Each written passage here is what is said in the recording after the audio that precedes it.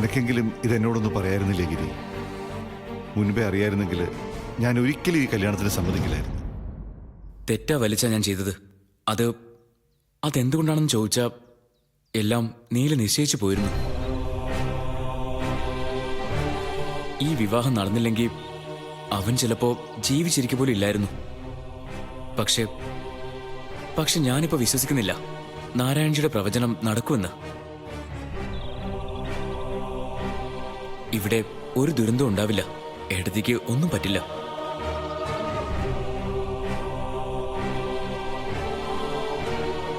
എങ്കിലും ഒരു ഭാഗ്യപരീക്ഷണം വേണ്ടായിരുന്നു. വിധിയാണമ്മ. വിധിയെ തടുക്കാൻ നമുക്ക് പറ്റില്ലല്ലോ. മോക്ക് പ്രാന്താണ്. ഈ ജാതകമൊന്നും ശരിയല്ലെന്ന്. നോക്ക്, എന്റെ മോന് 80 വയസ്സ് വരെയായിരുന്നു ജാതകത്തിൽ. എന്നിട്ട് എന്തരായി? 16 തികച്ചില്ല. എന്റെ പൊന്നപ്പി ഒന്നും നടക്കാൻ പോണില്ല. നീ ധൈര്യമായിട്ടിരി.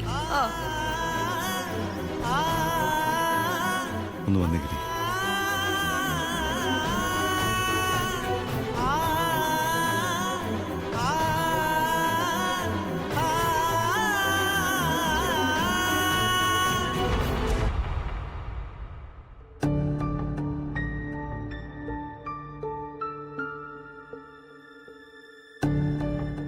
ജ്യോതിഷം എന്നൊക്കെ പറയുന്നത് എപ്പോഴും ഡിപ്പെൻഡ് ചെയ്യാൻ പറ്റുന്ന സംഗതിയാണെന്ന് ഞാൻ കരുതുന്നില്ല.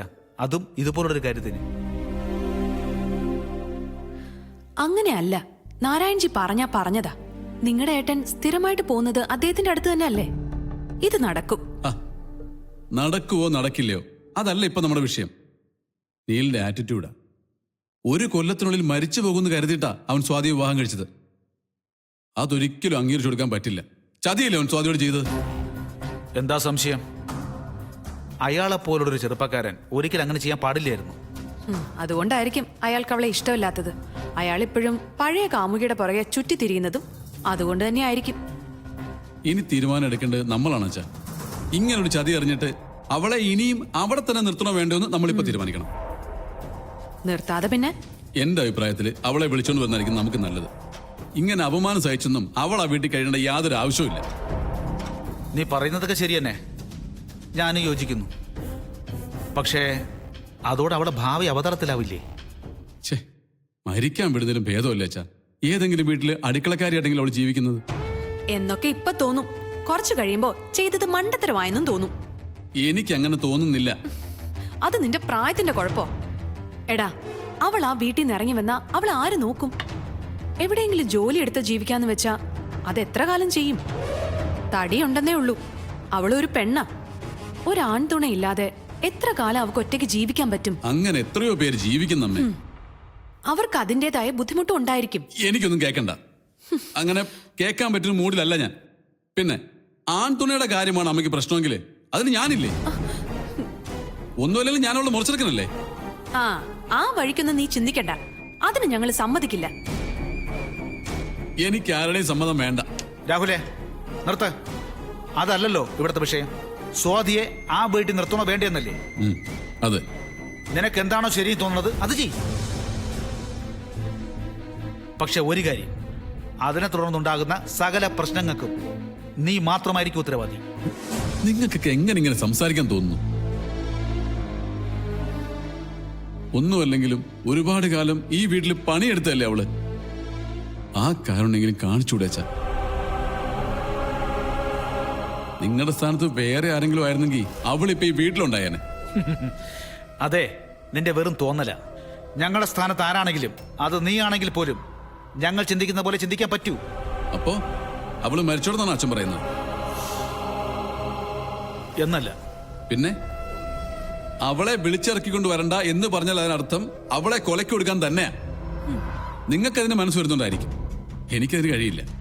പറഞ്ഞല്ലോ, നിനക്ക് എന്ത് വേണമെങ്കിലും തീരുമാനിക്കാന്ന്. തീരുമാനിച്ചു കഴിഞ്ഞു. ഞാൻ അവളെ ഇങ്ങോട്ട് കൂട്ടിക്കൊണ്ടുവരാൻ പോവാ. ഇനിയുള്ള കാലം അവൾ ഇവിടെ കഴിയും, നമ്മുടെ ഈ വീട്ടിൽ. രാഹുലേ, അമ്മ എന്നെ തടയരുത്.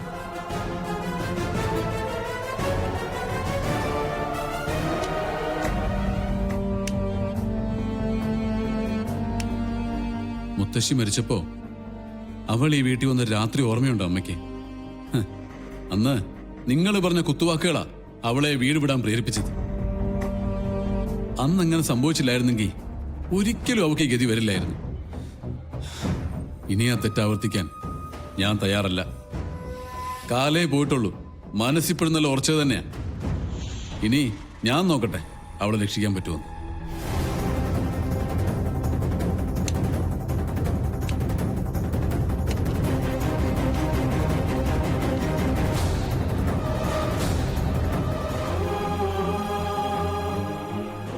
അവൻ പറഞ്ഞിട്ട് പോയത് കേട്ടോ?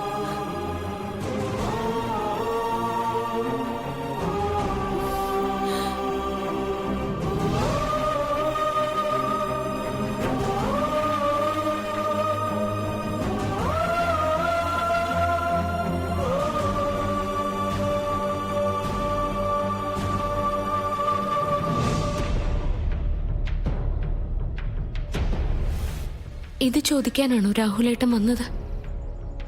എങ്കിൽ വരേണ്ടിയില്ലായിരുന്നു. നീ ചീറ്റ് ചെയ്യപ്പെടുകയാണ് സാധി. അതെന്താ നീ ഓർക്കാത്തത്? ഓർത്തതുകൊണ്ട് എന്താ പ്രയോജനം? സംഭവിക്കാനുള്ളതൊക്കെ സംഭവിച്ചു കഴിഞ്ഞില്ലേ? ഈ താലി എന്റെ കഴുത്തിൽ എപ്പോ കേറിയോ ആ നിമിഷം മുതൽ അദ്ദേഹം എന്റെ ഭർത്താവാ. എന്തിനെന്നെ വിവാഹം കഴിച്ചു, ഇപ്പൊ എന്താണ് എന്നോടുള്ള പെരുമാറ്റം, ഇതൊന്നും ഞാൻ നോക്കുന്നേയില്ല. എനിക്ക് ഈ താലിയോട് നീതി പുലർത്തണം, അത്രേ ഉള്ളൂ. എടി, ഒരു കൊല്ലത്തിനുള്ളിൽ നീലിന്റെ ആദ്യ ഭാര്യ മരിക്കും. അതാണ് ജ്യോതിഷ പ്രവചനം. ആദ്യ ഭാര്യ നീയാ. മരണത്തിൽ നിന്ന് രക്ഷപ്പെടാനെങ്കിലും ഞാൻ പറയുന്നത് നീ അനുസരിക്കണം. നിനക്ക് എന്റെ വീട്ടിൽ താമസിക്കാം, ഇഷ്ടമുള്ള കാലത്രയും. ഇപ്പോ നിനക്ക് കിട്ടുന്ന ജീവിതത്തെക്കാളും എന്തായാലും നന്നായിരിക്കും അത്. അതിനൊന്നും ഒരു ഗ്യാരണ്ടി ഇല്ല രാഹുലേട്ടാ. ഞാൻ ആ വീട്ടിൽ നിന്ന് ഇറങ്ങിപ്പോയത് എന്തുകൊണ്ടാന്ന് രാഹുലേട്ടൻ അറിയാലോ. അതേപോലൊരു സാഹചര്യം ഇനിയും ഉണ്ടാവില്ലെന്ന് എന്താ ഉറപ്പ്? ഒരു പരീക്ഷണത്തിന് എന്തായാലും ഞാൻ തയ്യാറല്ല. എനിക്ക് അങ്ങനെ ഒരു ജീവിതവും വേണ്ട. എന്നെ പോലൊരു പെൺകുട്ടിക്ക് കിട്ടാവുന്നതിൽ വെച്ച് ഏറ്റവും നല്ല ജീവിതമാണ് ഇപ്പൊ കിട്ടുന്നത്. ഏട്ടൻ എന്നോട് സ്നേഹം ഇല്ലെങ്കിലും അമ്മയ്ക്കും അച്ഛനൊക്കെ എന്നോട് സ്നേഹം തന്നെയാ. ഞാൻ അതിലെ തൃപ്തയാ. നാളെ ഒരിക്കൽ ഏട്ടൻ എന്നെ ഇഷ്ടപ്പെടുന്നൊരു സമയം വരുമെന്ന് കരുതിയാ ഞാൻ കാത്തിരിക്കുന്നത്.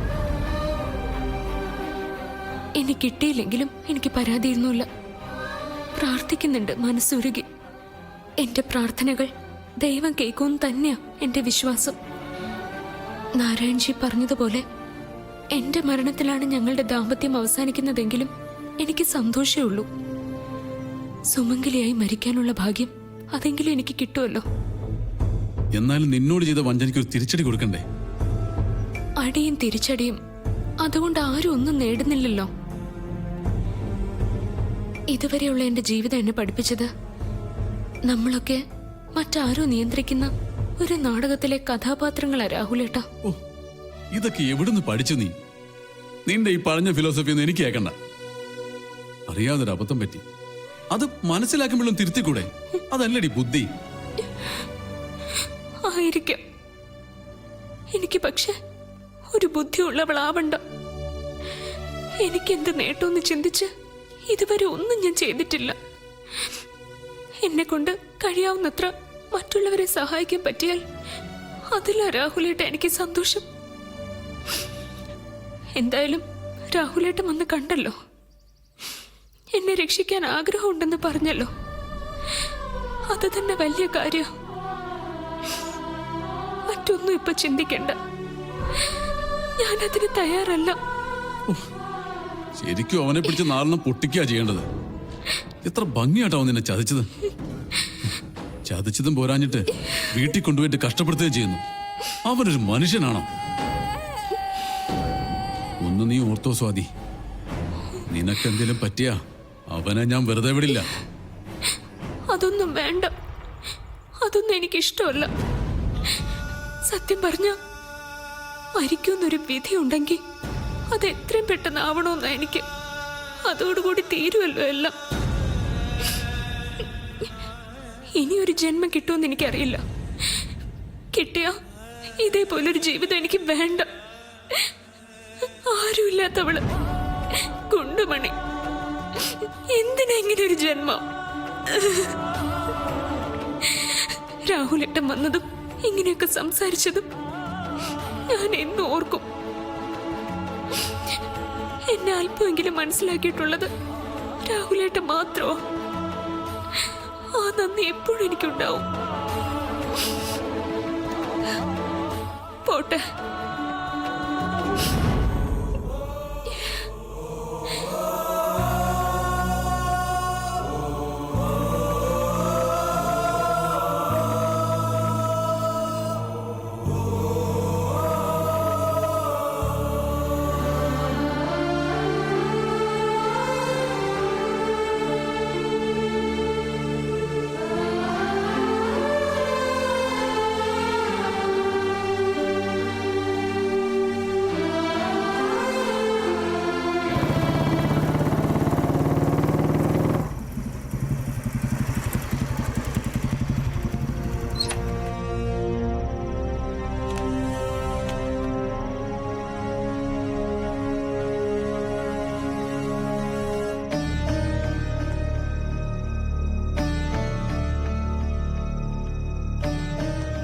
ഒന്ന് നിന്നേ. എന്താ എന്ന് മുതലടാ നീ ജീവിതത്തിൽ അഭിനയിക്കാൻ തുടങ്ങി? എന്ന് വെച്ചാ അച്ഛൻ എന്താ ഉദ്ദേശിക്കുന്നത്? ജാതകത്തെക്കുറിച്ച ചോദ്യം, നമ്മുടെ നാരായൺജിയുടെ പ്രവചനം. എന്തിനാടാ മഹാഭാബി നീ കൊലയ്ക്ക് കൊടുക്കാൻ വേണ്ടി അവളെ കെട്ടിയത്?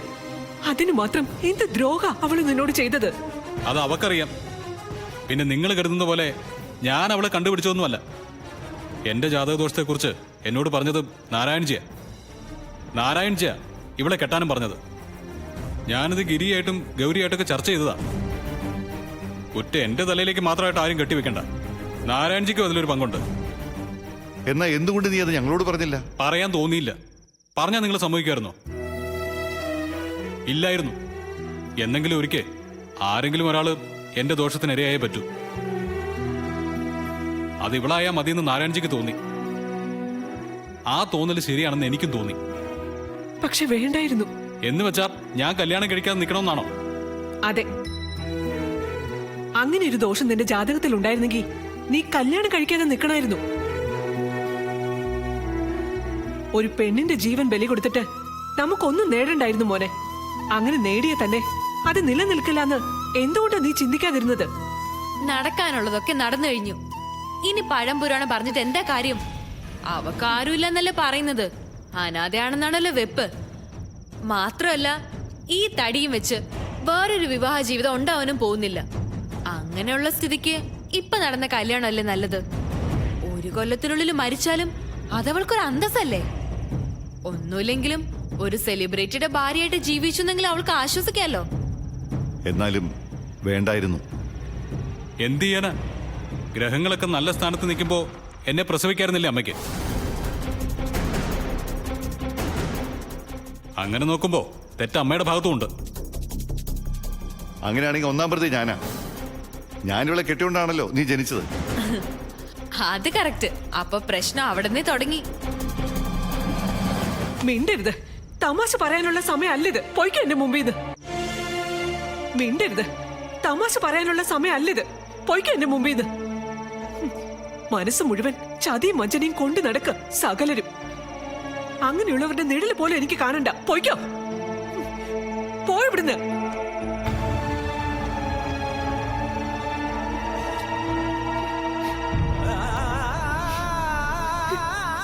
എന്നെ മരണത്തിൽ നിന്ന് രക്ഷിച്ച അവള് തന്നെ വേണ്ടി വന്നല്ലോ ഏട്ടാ, നമ്മുടെ മോന്റെ ജാതക ദോഷവും തീർക്കാൻ.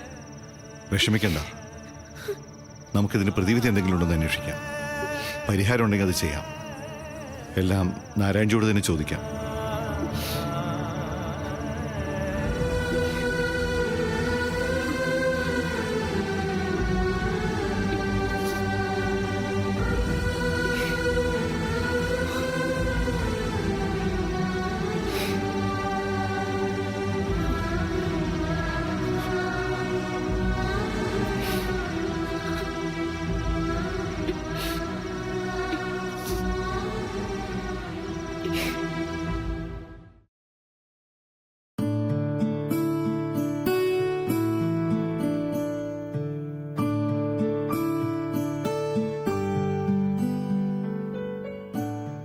മുറിവൊക്കെ ഉണങ്ങിയിട്ടുണ്ടല്ലോ. ഇപ്പൊ കൈ പഴയതുപോലായി. ഡോക്ടർ, ഈ തടി കുറയ്ക്കാൻ എന്തെങ്കിലും മരുന്നുണ്ടോ? ഇത് നാച്ചുറൽ തടിയല്ലേ, ഇതെന്തിനാ കുറയ്ക്കുന്നത്? കുറയ്ക്കണം. ഫാറ്റ് എടുത്ത് കളയുന്ന ട്രീറ്റ്മെന്റ് ഉണ്ട്, അതൊക്കെ വളരെ എക്സ്പെൻസീവാ. പിന്നെ ഒരിക്കൽ എടുത്തു കഴിഞ്ഞാൽ കുറെ കഴിയുമ്പോൾ വീണ്ടും തടി വയ്ക്കുന്ന അനുഭവസ്ഥർ പറയുന്നത്. അതുകൊണ്ട് അതിനൊന്നും പോവാതിരിക്കുന്നതാ നല്ലത്.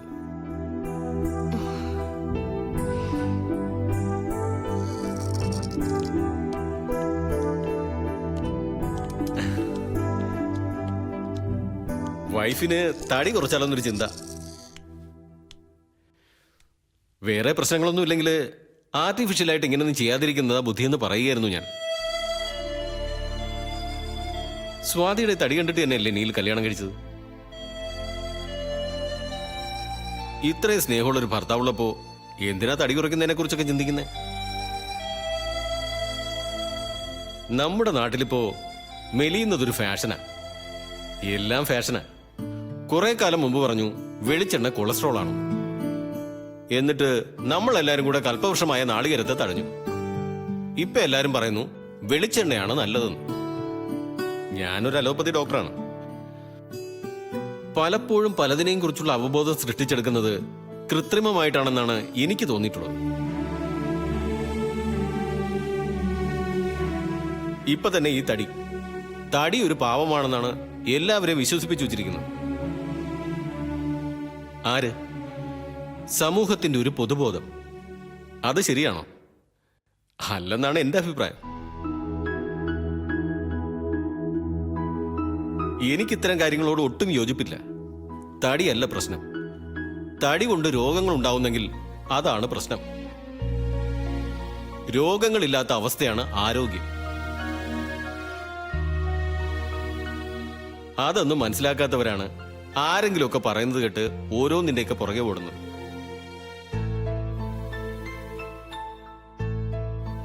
സ്വാതിക്ക് ഈ തടി ഒരു അഴകാണ്. അത് കളയുന്നതിനോട് എനിക്ക് യോജിപ്പില്ല. നീലിനും യോജിപ്പ് കാണില്ലെന്നറിയാം. എന്തു പറയുന്നു നീൽ? ഞാൻ ഡോക്ടർ പറഞ്ഞത് ശരി കേട്ടല്ലോ. ഭർത്താവിന് തടിയുള്ള സ്വാതിയാണ് ഇഷ്ടം. അതുകൊണ്ട് തടി കളയുന്നതിനെ കുറിച്ച് ചിന്തിക്കുകയേ വേണ്ട.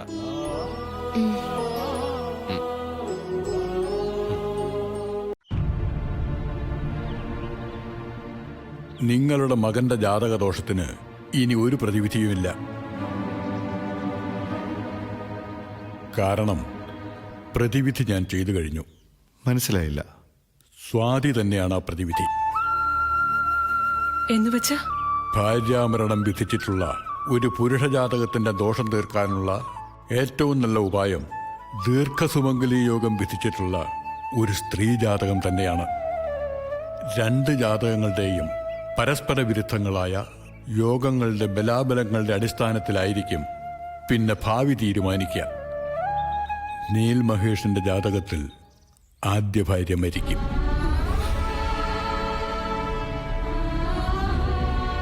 സ്വാതിയുടെ ജാതകത്തിൽ ഭർത്താവ് ഉടനെ ഒന്നും മരിക്കാനിടയില്ല എന്ന യോഗവുമുണ്ട്.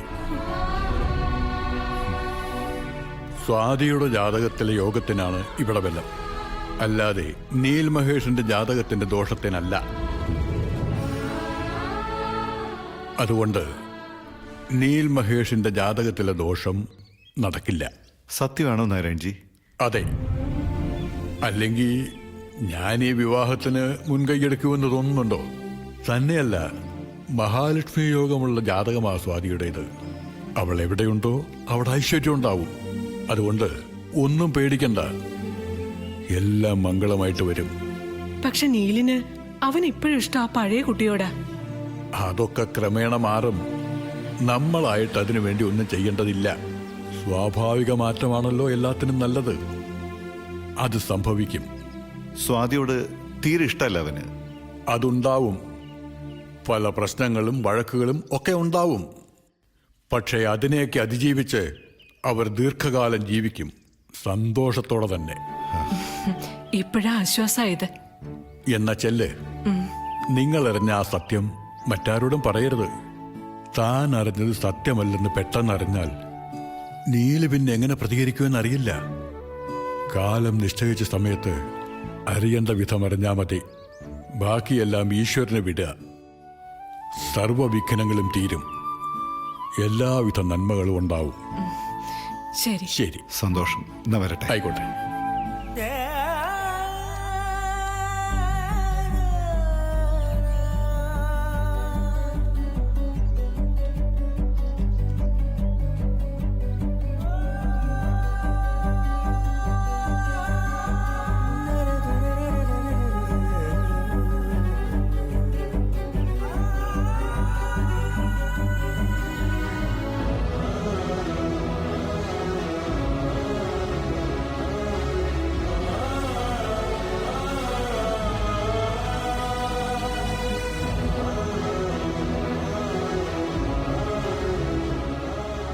ഈശ്വരോ രക്ഷ.